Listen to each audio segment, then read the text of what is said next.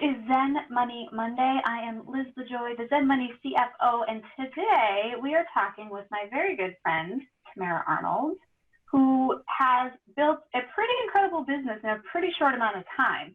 And I wanted to have her come on and have a little conversation about what happens when somebody who's not a numbers person makes a bunch of money and has to get really comfortable with her financial management in a short amount of time.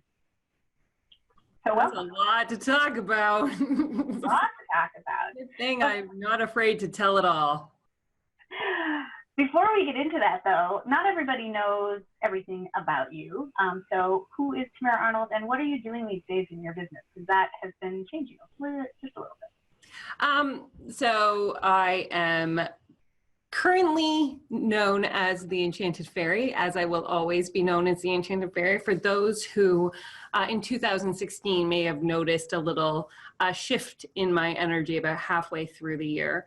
And that's when the Enchanted Fairy was born. And so my thing is to take the ethereal and practical and merge it together so that the people and the clients that I work with, we use the energy funnel to do the internal work. So there's 7 parts to the energy funnel to ensure that the receive of the universe makes it all the way down to the root chakra, where they're grounded into who they are and who they serve. And that reflection is sent back up into the universe to really assist in really bringing the clients and the money to them that they are here on this earth to fund. And it's a really powerful expression and clearing and magical experience in the Chakra Business Academy. Cool. That's the main thing. That is the main thing that you do. Let's take a step back for a second, though. For those of you who don't know, you work with a lot of creative entrepreneurs and coaches and people who have some version of spiritual gift, and you help them build a business around that. Is that accurate? Absolutely. And I do get the closet spiritualists who know that they have something magical, who are just super nervous to come out into their clients and into the world with this superpower because of their fear that it's not going to be accepted. 100%. So I usually say I work with creatives, spiritual entrepreneurs, and healers. And how did you get into this work? Well, so one of the biggest things that I like to say is that clarity comes with movement. And when I wrote my book with Liz, because we wrote our books for the first time in right in 2017 opened with us becoming authors. And I began working with moms who had children with mental illness because of the history and because of my past. And I always truly believe that we need to start with where we are and what we have. And I began the journey of starting to serve the community and tribe. I knew that I could really support right out of the gate. And as I started to move, spirit started to bring other things to me. Like as soon as I started with My Kid Is Driving Me Crazy and with that program Becoming Me, it was like I got this message saying, you're going to be a business coach one day. And I was like, I glaze over when Liz says money. How am I going to be a business coach? And then, as I kept walking down my path, it was like, okay, help people define who they're here to serve. And this became the Stardust strategy sessions because, energetically, the gift that I have is to really align with somebody's heart chakra. And when they say what it is that they're here to do in their story, it's like their whole vibration shifts and changes. And so by I think it was actually April of 2017, I had included my new program called My Dream Come True Business. And as all this was happening and I was doing the work through writing a book, because writing a book, man, you disturb your shiz up in your grill. Like you get disturbed on all levels because writing a book is like tossing energy that maybe you've forgotten around. And so as I was writing the book and clearing through all that, that's when I downloaded I Could Read Chakras. And that led to June really stepping into what it is that's become my pilot program, the Chakra Business Academy, serving the spirit-driven entrepreneurs. Yeah, I think for anybody who has written a book or is contemplating writing a book, then or need to be prepared for all of the emotional stuff that's going to come up in that process. For somebody like me who's pretty analytical, I went into that process thinking, I'll just write the things. I'm writing about business finance. I'm writing about what you need to do as a small business owner. It's very practical. That's not a big thing. I can just put words on paper and we'll be done. Guess what? we get all kinds of riled up around who are we to be people who put a book out.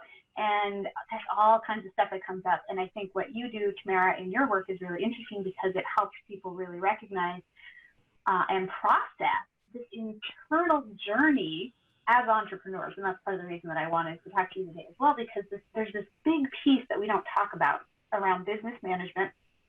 And especially for people like you who are very non-technically oriented, let's put it that way, or who don't resonate with the ticky-tacky, you know, there's this balancing that we need to do in terms of figuring out why things freak us out. What do we do as business owners to deal with that if we're not, you know, somebody who's comfortable managing money or even doing basic operational things like figuring out an email list? Not everybody's born feeling comfortable with that. So what was that process like for you in terms of building your business and starting to understand what needed to happen on a really granular level when you didn't want to really play in that pool? Well, and it was interesting because, you know, I had a belief that I wasn't good with money because I was never taught anything about money. And so in the beginning, it was like this innate automatic autopilot that as soon as the conversation of money started, I'd be like, squirreled away, right? Because I truly believe if we believe something and we say it, then we're just giving it power to really run our system, our life in some form, right? So that belief that I wasn't good at money really just created the ability that I wasn't good at money.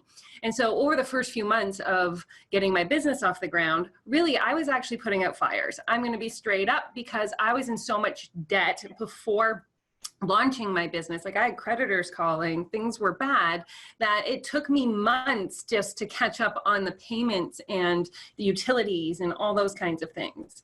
I'd also made a pretty strong decision because when somebody says something that makes sense to me, it becomes like my lifeline. And so we were told by our mentor, you know, don't invest anything into your business till you'd made your first $100,000. And so I basically sat silently on my business, paying down things, and was like just waiting excitedly to cross that $100,000 mark. And I wasn't even doing it on paid revenue. I was doing it on booked revenue, which there's a big difference, everybody, if you don't know. No, I live in the essence of booked revenue, but paid revenue kind of is a big deal. And so when I crossed that $100,000 line, I was like, oh, nobody told me what to do after this, except now I have free for all. Now I can do whatever I want because I said till you made $100,000, but I didn't have any kind of guidelines in place for after that happened. And because I was bringing money. If I can just interject for a second so that our listeners understand this, you went from opening the doors to your business and making $100,000 within like 3-4 months. Like you ramped up really quickly. We were getting multiple 5-figure months very quickly in your business. By the third month, I was in multiple 6-figure. By June of 2017, I had crossed the 6-figure mark. And by October of 2017, it was $250,000. Right.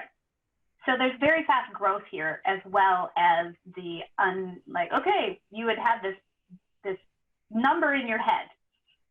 I'm going to say, I'm going to be really good until I hit this point, and then what happens? Then I freaked the frick out because as somebody who grew up in subsidized housing and never had any excess money in her life, I didn't know what to do. It was almost like it would come in and I'd be like, ah! And I would, toss it back out at something because I didn't know how to live into the abundance of having money. So, and if you've read the Zen Money Map, or Liz's second book, I'm the girl that squirreled away all of these, I joined, I think 5 subscription boxes. Like that was my way of feeling opulent and abundant. And, I had 25 young adult fantasy books on my shelf. And I had all of these candles because if the rug got pulled out from underneath me, if I had books and candles in my life, I could weather any storm. I would be okay. And so it's almost like I had this feeling that it was going to go away. Just like when I started dating my husband, right? There's that sensation, this is too good. I can't have this. It's not for me. And so I was preparing for the worst, which was interesting. And it's interesting because we do so much of this unconsciously or subconsciously.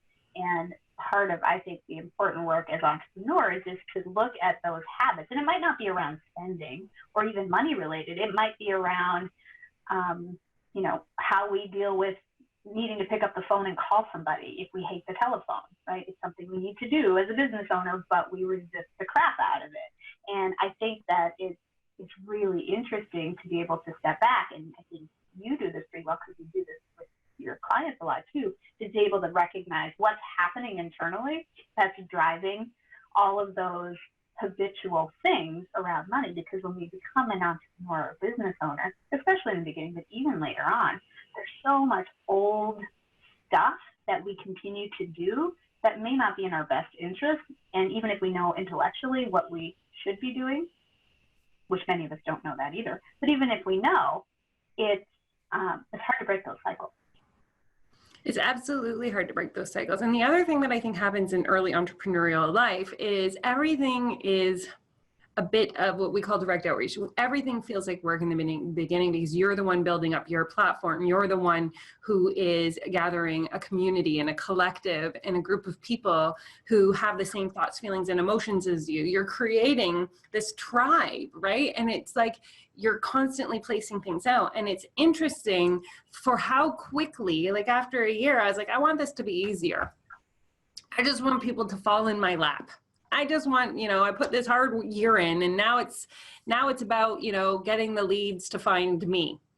And if you're just coming through your first year of business, please listen to me. Please listen to me. That is not the answer. Clarification on your message, making sure that you can get consistency in your business is way more important than trying to get an external something to solve the problem for you. And if I could go back, that would be the thing I would have shifted in year 2. Why do you think so many, because I've seen this a lot, you've seen this a lot, where we get to a point, and a lot of it is, I think, especially in the online world, it's very externally motivated around everybody else seems like they have it figured out, and there must be a way to build a really successful 7-8 figure business that I don't really have to do anything in. And it feels like an easy thing to do, and it's all about, you'll set up a funnel and lead generation, things like that I think are really effective tools and levers to pull. But I think oftentimes people do it too early, and I'm curious what you think is driving that. I know what I think that is, but I'm curious from an energetic standpoint, what you think is going on there. For me, I can only speak for me, which was, again, this, I grew up around mental illness, guys. For most people, their number one struggle is to go from being in the hustle of their life, where they're taught to be in the corporate world and it's go, go, go. And you've got 17 plates going in a mile a minute and all those kinds of things. For me to get to the level of actually showing up in my business every day and doing the things and hitting the check marks and doing the tasks and learning the finances and learning things was actually harder for me because I was taught this. Right? And so once I got into you were taught to just sit and watch the world go by. Yes.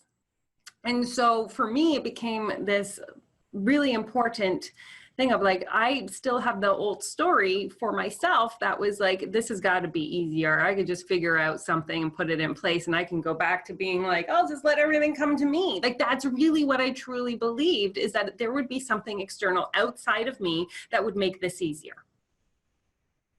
That's what I wanted. I just wanted easier. I could have cared less who I hired. I was hiring all the wrong people. Will you make this easier for me? Because I don't know what to do. And so I didn't even go into this from the CEO version of owning a business. I went into this from a place of, you will know what to do because I don't. So you do what I don't know how to do and tell me what you're going to do. Which is a terrible way to run a business. But again, as a first time in CEO, I was okay, great, be my VA, but solve my problems for me. They would say, what do you need? And I would say, what do you think I need? Because I don't know, it's not my forte.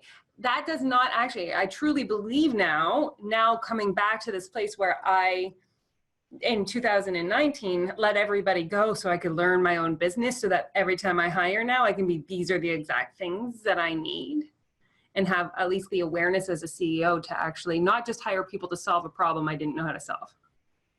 I'm glad you brought that up, because I think there are so many people out there who are starting businesses, have started businesses, who don't have a background in business, and or people who have some version of what we would call a corporate background, but maybe it's in marketing and not necessarily in, that higher level C-suite leadership. And we all have to, there's a lot of trial by fire through that. And so two things that I think are interesting that I see are, one, a lot of times we really don't know what we don't know, and we have to fail to figure that out, which I think is the case for you. Mm-hmm. But on top of that, I think we want it to be easy, and it's not. Entrepreneurship is a really hard challenge, and it's super fun and it's exciting. But for many people, I think we see an easy way out, and a lot of that is, again, this external messaging around, you can have an easy side hustle and put an extra $100,000 in your pocket, and wouldn't that be great? What nobody's talking about is how many hours that actually takes, and what happens to your energy when you're spending it in all of these different places and trying to figure out how to learn to be a competent leader in your own business. And you just brought up something really powerful. And I know you didn't realize that hit me the certain way, but one of the things is to create this urgency. Like, I had this urgency of getting leads. Like, it was like this thing that was like a fire under my ass. I was going to figure out how to get leads last year. That was the only thing I wanted in 2018.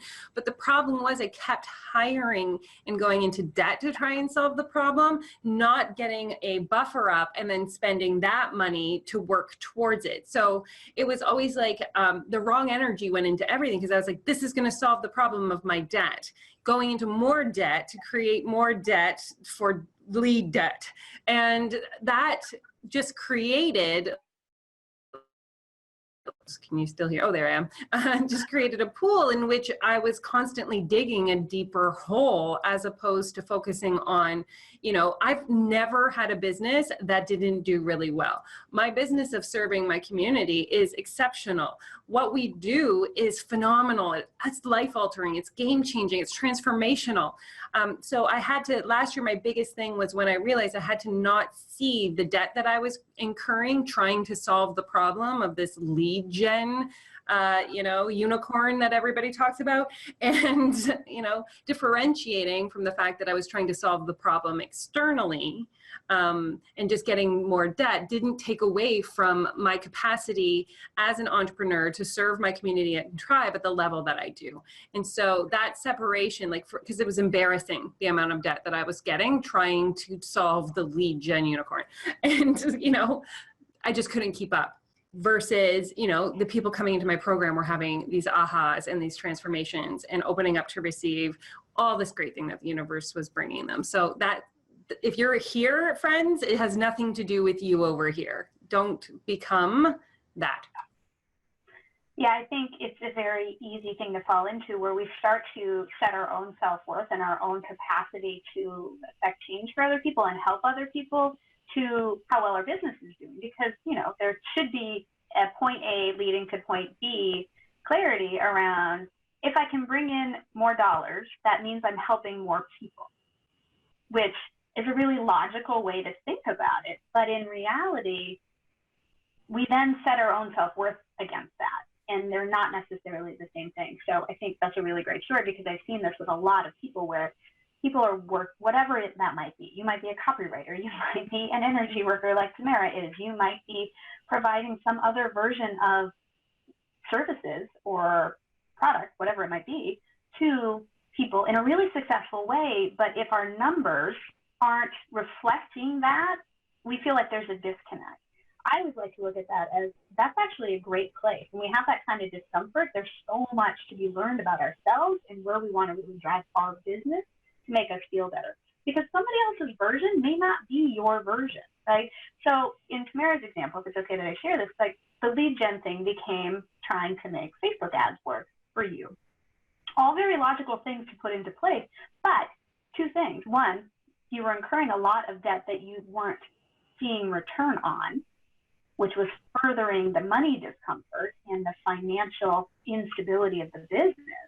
But two, it wasn't actually getting you to drive your business where you wanted it to go. So then there was even further of a, am I really helping people? And I think this is an important conversation for all of us as business owners to have, which is we want to do good work.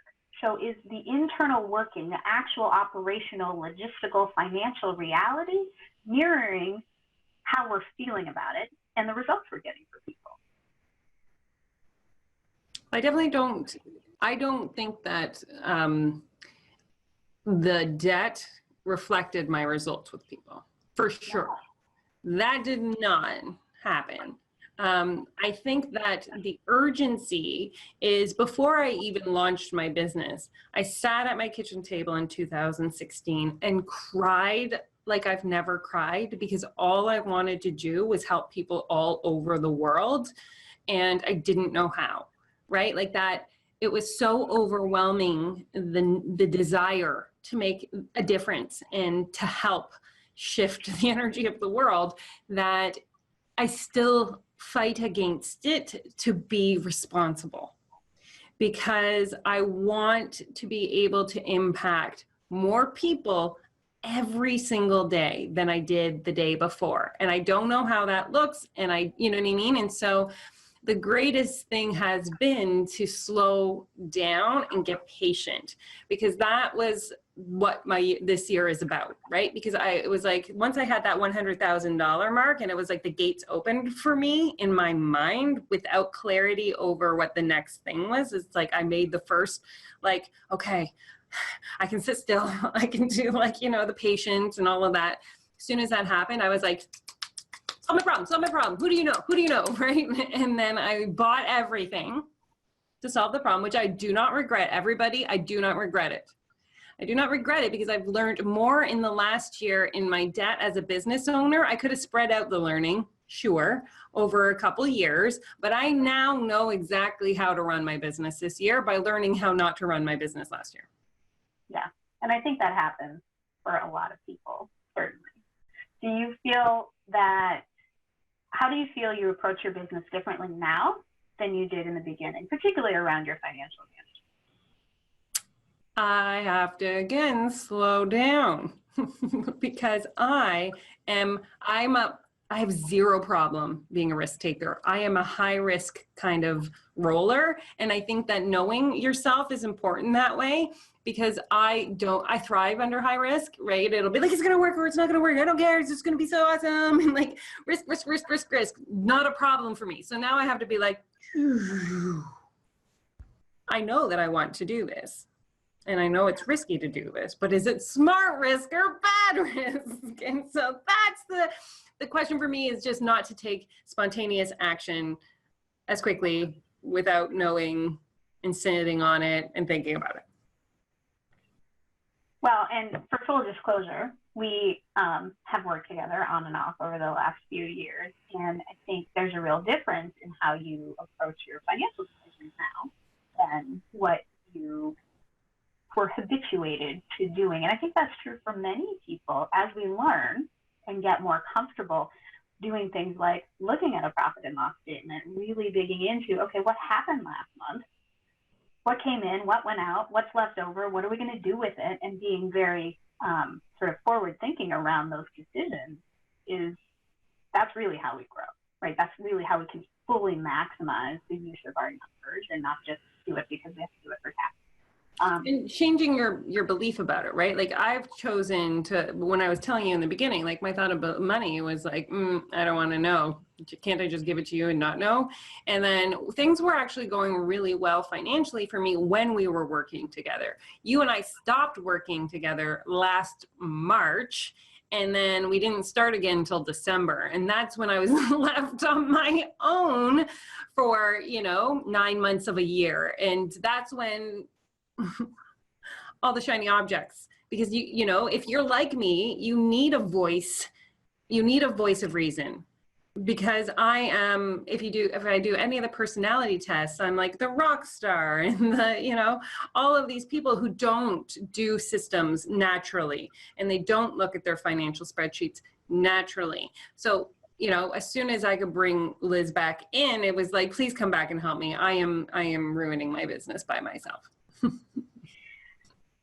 it definitely can help to have a sounding board. I will say that for sure. For a lot of people, for myself included, it's impossible for us to take that 30,000-foot view by ourselves all the time. It is nice to have somebody that you can bounce things off of and be able to be like, is this a crazy idea or is it a good one? And I mean, one sidebar on me right now is I think that especially in this online space, people like to throw around the word investment a lot. And the assumption that anything we're spending for our business that's new is an investment. And I'm saying this in air quotes because sometimes it's just an expense. And we need to decide whether it's a good expense or a bad expense. And are we actually going to get anything out of it that's going to, drive more income or make our lives easier that allow us to free up more time or, whatever our goals are. So I think there's just so much in a relationship like that. But at the same time, you can do this for yourself. And I think that's where knowing how you're wired is important, because you could say, you know what, I don't know this now, but I think I need to learn this for myself. As you were saying, Tamara, some of the things that I want to learn how to do all these things before I pass them off to somebody now, because then you can be the true leader. But for other people, there is this is not my zone of genius. I don't want to learn how to run QuickBooks because it's just a waste of my time. Knowing that can help you navigate sort of what version of team you need to use or need to build for yourself.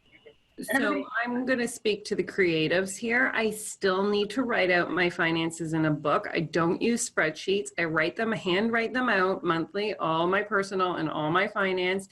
And this is what keeps me, like, on the months that I do this, some months I'm like, I don't need to. And those never work well for me. As long as I have the complete understanding of what I need to drive my life and my business forward, and I can write it all down. There's something about like crossing them off that means something to me that you know what I mean? So I have that done for April, and I'm gonna, like, when I do that, I am so much more successful with the information and the knowledge of what I need to come in.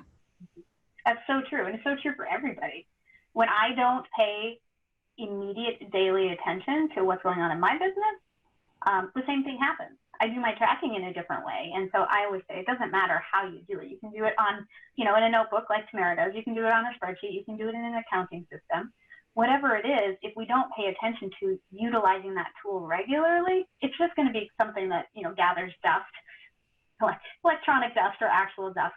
And then it doesn't actually help us. And we do get off track, which is, it's incredible how quickly that can happen. So I just want to see whoever's listening, find a way that works for you, that allows you to feel good about it, and that you can do it consistently, because it will make a big difference. And I'm just saying to not feel bad if you're like me.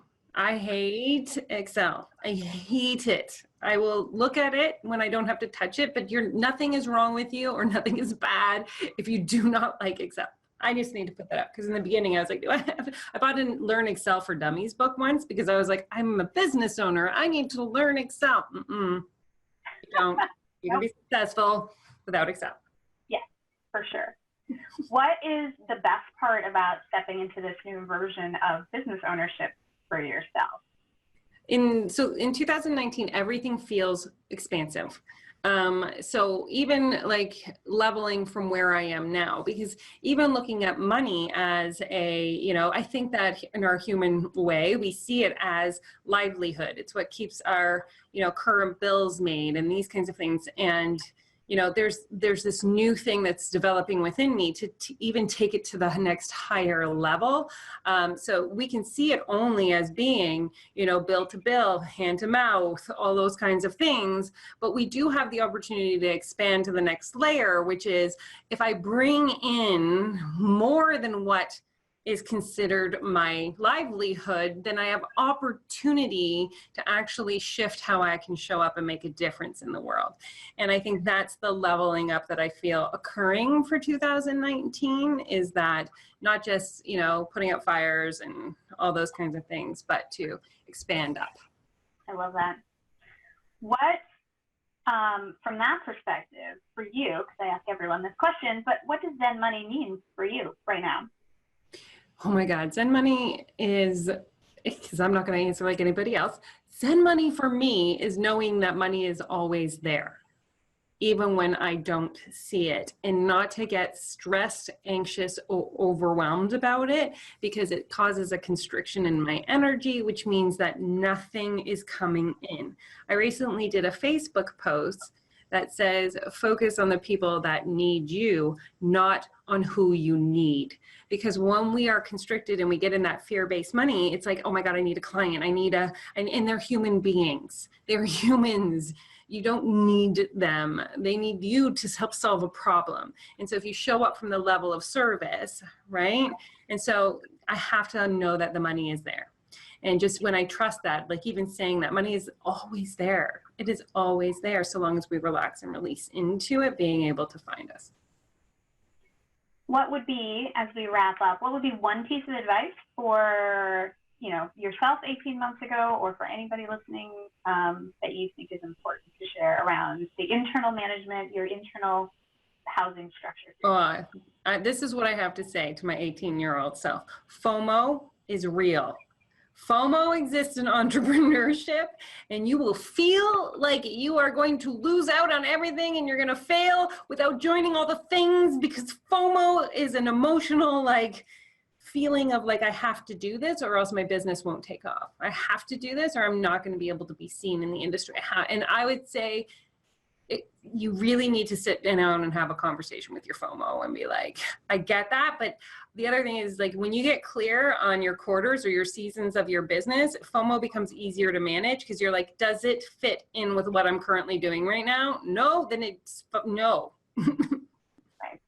This is where having the plan, we can call it the B word from a budget standpoint, or we can just call it a plan, which says, I have X dollars that I'm willing to put to, you know, an event or marketing or advertising or whatever it might be. And if these opportunities don't fit with that plan, it's so much easier to recognize it for not being the right fit for you. And maybe that's just right now. We can say, hey, we don't have the cash on hand to pay for this extra expense, but you know what? That opportunity is going to come around again in 6 months. So let's plan for that without putting yourself further into debt or feeling like you're caught short because you're afraid you're going to miss out on somebody else driving for you.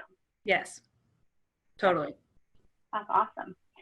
Thank you so much for joining us for today's Zen Money Monday. I think this is a really important conversation for all of us to be thinking about in terms of how are we showing up for ourselves? Are we clear? Are we feeling good? These are sort of the layman's terms for the work that Tamara does in terms of clearing energy and feeling really connected to the work you're doing, because if we can do that, it allows for a lot of exponential growth. Where can people find you? They can go to tamaraarnold.ca, www. Obviously, that's my name. It's right there on the screen, Tamara.